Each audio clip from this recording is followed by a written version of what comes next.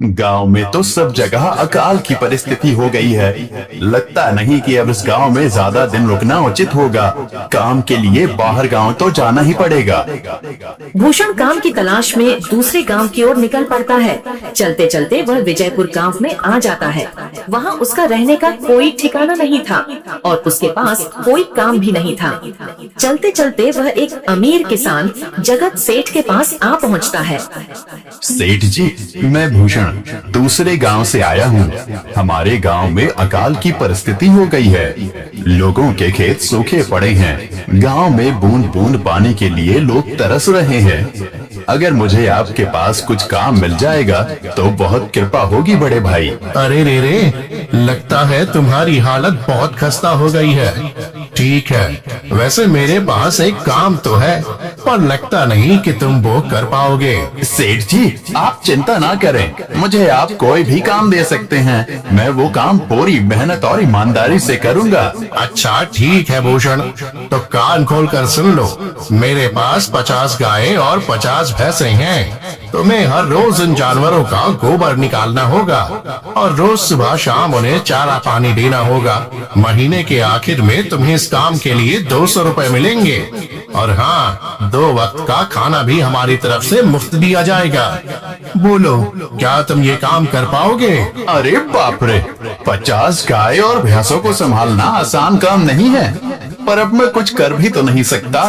और ऊपर से सेठ जी 2 वक्त का खाना भी दे रहे हैं। ठीक है सेठ जी, मैं ये काम कर लूंगा, पर एक विनती है। हाँ बोलो भूषण, क्या बात है? सेठ जी, अगर आपको समस्या ना हो तो क्या मैं आपके गायों के साथ गौशाला में रह सकता हूँ? सेठ जी, मैं इस गांव में नया हूँ, मेरा रहने का कोई ठिकाना नहीं है। जग्गा सेठ थोड़ी देर तक सोचता है और भूषण को ऊपर से नीचे तक देखने के बाद उससे कहता है, ठीक है भूषण, तुम गौशाला में रह सकते हो। जी धन्यवाद सेठ जी।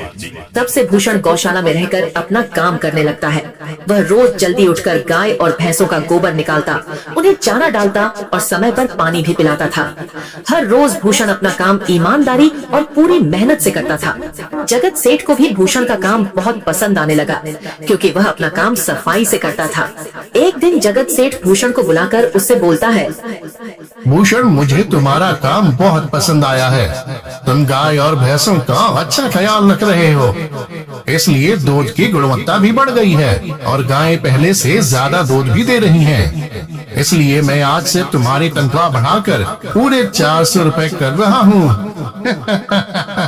आपका बहुत बहुत धन्यवाद सेठ जी।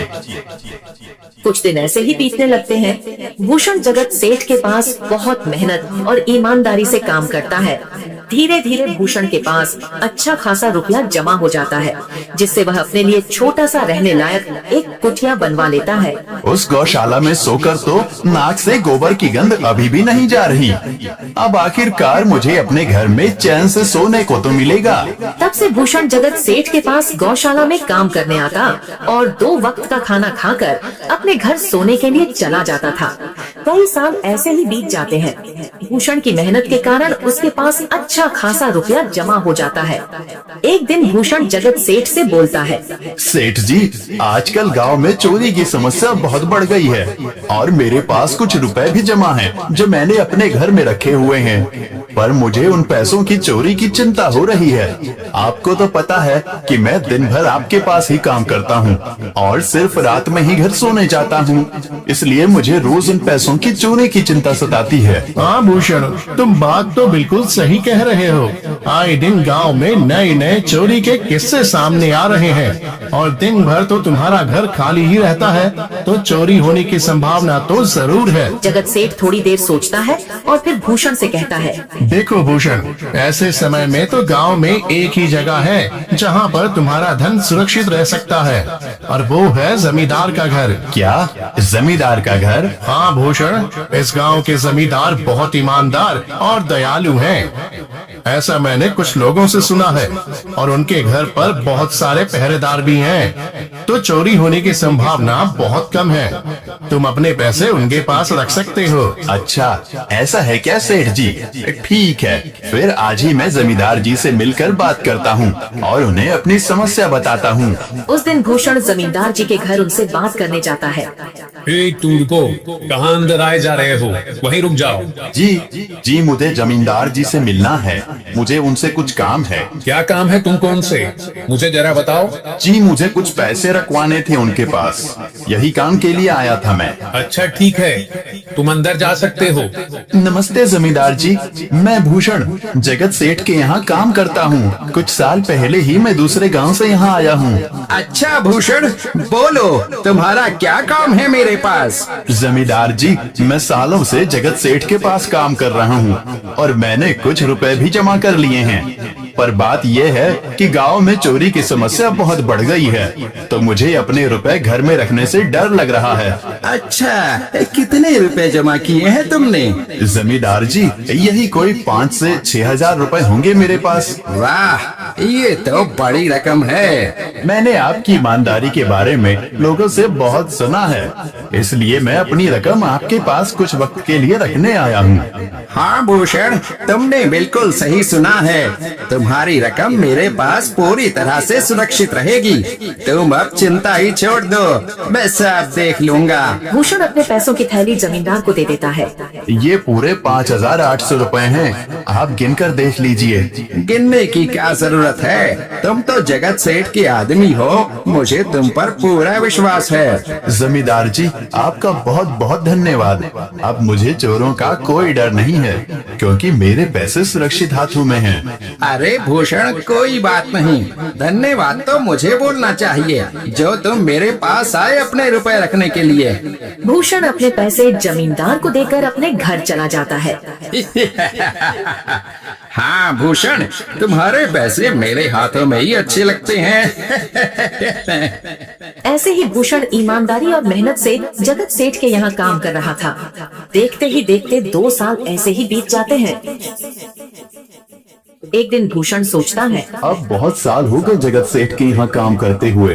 वैसे सेठ जी तो बहुत अच्छे इंसान हैं, पर सोच रहा हूँ कि खुद की जमीन लेकर उस पर मेहनत करूँ, तभी मैं बड़ा आदमी बन सकता हूँ। अब जो मेरे पास थोड़े कुछ पैसे हैं और जो जमींदार के पास कुछ पैसे संभालने के लिए दिए हैं, वो जमा करके थोड़ी जमीन खरीद लूंगा।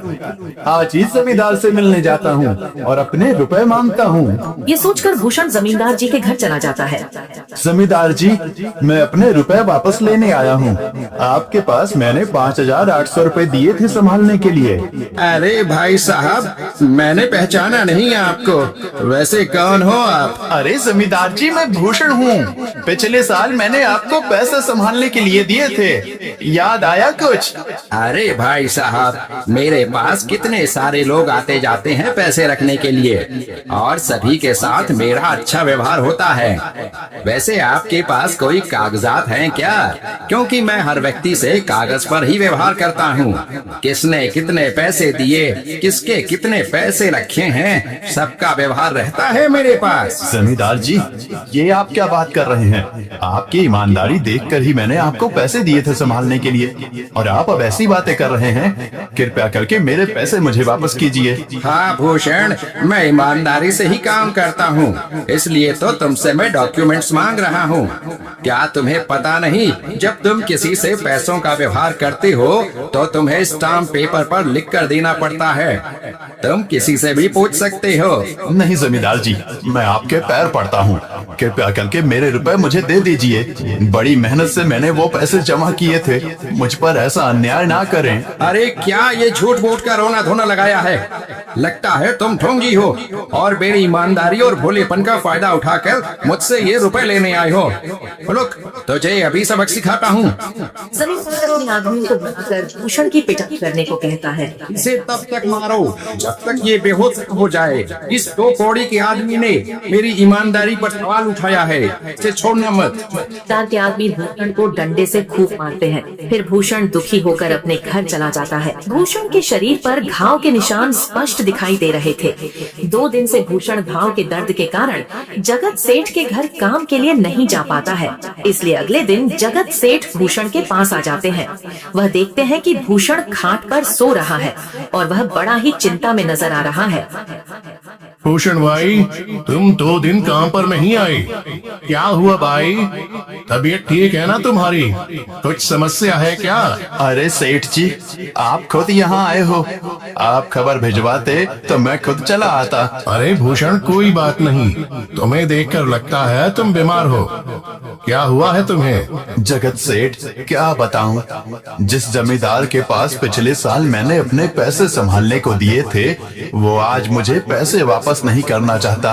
वो बहुत लालची इंसान है, वो लोगों को ठग रहा है।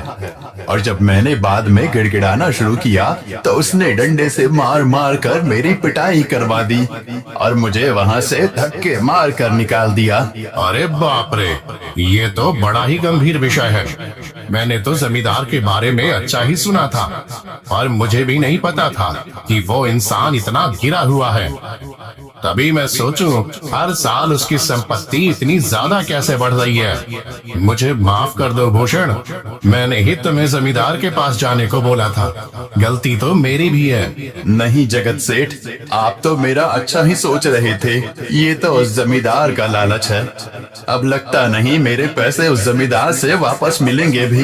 भूषण, मेरे पास एक तरकीब है जिससे मैं तुम्हारे पैसे तुम्हें वापस दिला सकता हूँ। जगत सेठ भूषण के कान में सारी तरकीब बताता है।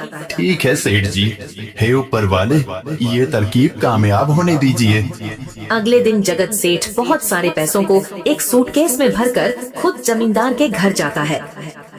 अरे जगत सेठ, आज आप खुद यहाँ? बोलो भाई, इस गरीब के घर कैसे आना हुआ? हमारा तो ये सौभाग्य है कि आप जैसे धनी आदमी के चरण हमारे घर में लगे हैं। नमस्ते जमींदार जी। अरे जमींदार जी, आप तो मुझे अब लज्जित कर रहे हैं। वैसे मैं कुछ महीनों के लिए दूसरे राज्य में व्यापार करने जा रहा हूँ। मैं ये लगभग 50,000 रुपए लाया हूँ।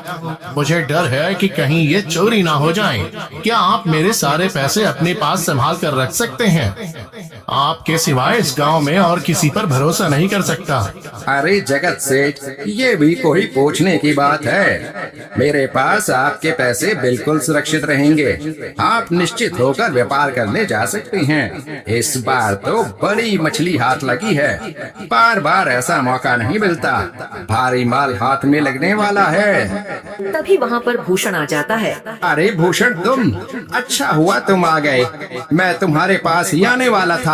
मुझे माफ करना, उस दिन तुम्हें पहचान नहीं पाया। इतने सारे लोग मेरे पास आते हैं तो जरा परेशानी होती है, पर मैं अपनी बातों का बड़ा पक्का हूँ।